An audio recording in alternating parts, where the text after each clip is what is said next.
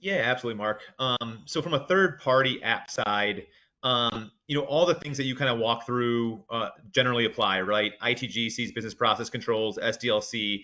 But the one thing that's a little bit different that you had mentioned is around that SOC report evaluation and the complementary control considerations that are captured within that. So again, those controls that the service provider says, hey, you're using my software, my services. I can't control this. You need to, right? And so when thinking about that, what's really, really important when you're starting thinking through the third party systems, it's always, hey, we got to obtain that SOC report, at the end of the year. Well, that's great. And yes, but you need to think through, early in the implementation before you go live, you really need to get that prior year SOC report as part of that future state design session to identify the important and key CUECs, which will help you design your future state control environment. So again, these controls should be designed and included within your business requirements.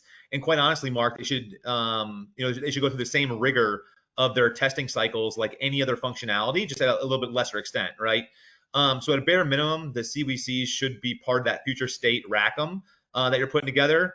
But like Mark had already outlined, outside and beyond those CVCs, you have different configuration settings being applied, new automation opportunities, and think of interfaces, automated jobs, things like that. And for these additional risks, other controls beyond CVC should be set up.